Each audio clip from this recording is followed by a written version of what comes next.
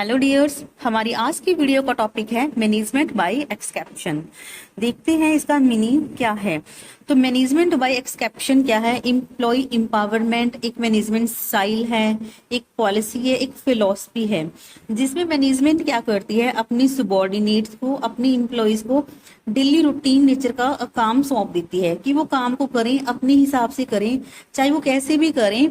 मतलब वो काम पूरा होना चाहिए, काम सक्सेस होना चाहिए। अगर वो काम पूरा नहीं होता, काम सक्सेस नहीं होता या जैसे एक्सपेक्ट किया होता है काम उस तरीके से नहीं होता, मैनेजमेंट तभी इंटरफेयर करती है उस काम को पूरा करने के लिए। तो इस कंसेप्ट के पीछे आइडिया क्या है कि मैनेजमेंट जो रूटीन नेचर का काम होता है, छोटे मोटे काम होता है, वो अपने एम्प्लॉयज को दे देती है और मैनेजमेंट अपना अटेंशन उन कामों की तरफ लगाती है, उन एरियाज की तरफ लगाती है जो जिनको ज्यादा प्रेफरेंस दी जानी चाहिए। जैसे कि एग्जीक्यूटिव नेचर के वर्क होते हैं, प्लानिंग करनी है, स्ट्रेटेजीज बनानी है या फिर अपने बिजनेस को एक्सटेंड करना है, तो उनकी तरफ मैनेजमेंट अपना ध्यान देती है। और डेली रूटीन नेचर का काम होता है उसकी अथॉरिटी वो क्या करती है, डेलीगेट कर देती है अपनी एम्प्लॉयज को। If the personnel is performing as expected the manager will take no action. अगर एम्प्लॉयज सबॉर्डिनेट्स काम कर रहे हैं, वो सही काम कर रहे हैं जैसा कि मैनेजमेंट एक्सपेक्ट कर रही है, तो मैनेजर कोई भी एक्शन नहीं लेगा, बिल्कुल भी इंटरफेयर नहीं करेगा। MBE normally involves substantial delegation by the manager to his team। तो मैनेजर क्या करता है, अपनी मर्जी से अपने एम्प्लॉयज को, अपनी सबॉर्डिनेट्स को अथॉरिटीज डेलीगेट करता है किसी भी काम को करने की। तो देखते हैं मैनेजमेंट बाय एक्सेप्शन क्या है। It the practice of examining the financial and operational result of the business.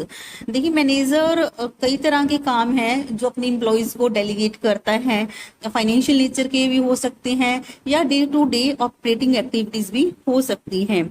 लेकिन यहाँ पर किसी भी काम में एक सब्सटेंशियल डिफरेंस हो, एक बड़ा डिफरेंस हो, मैनेजमेंट को तब उसमें इंटरफेयर करना पड़ता है। तब एम्प्लॉयज अपने मैनेजर को इन्फॉर्म करती हैं कि यहाँ पर इतना डिफरेंस है या फिर इस काम में ये वाली कमियां हैं, ये डेविएशंस हैं, तो वहां पर मैनेजमेंट इंटरफेयर करती है। जैसे कि मैनेजर ने अपने एम्प्लॉयज को कह दिया कि 10,000 से नीचे नीचे का खर्चा आप कर सकते हो।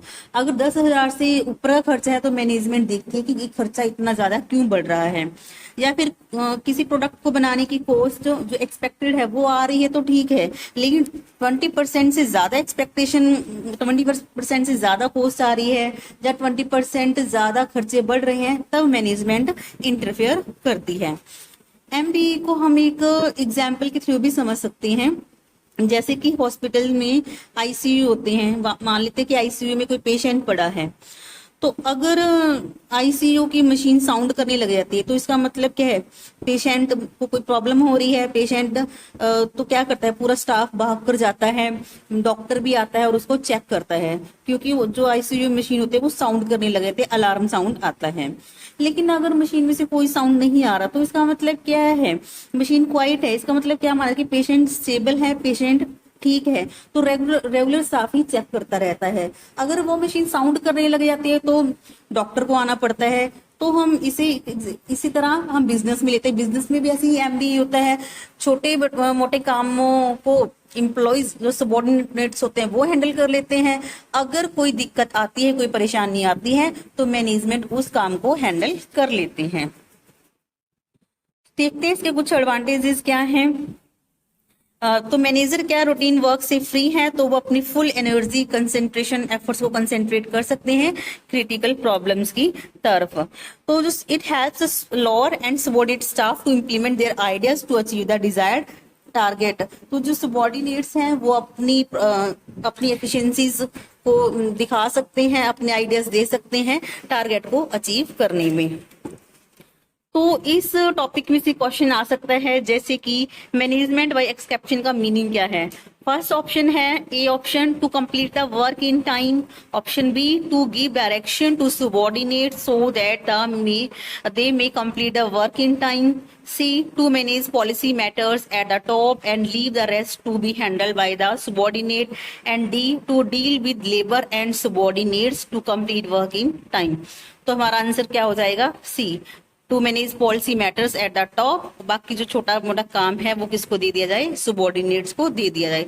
तो ये बहुत ही इजी टॉपिक था और इसमें से क्वेश्चन आ जाता है कॉम्पिटिटिव एग्जाम्स भी। तो होप आपको वीडियो अच्छी लगी होगी। Thank you.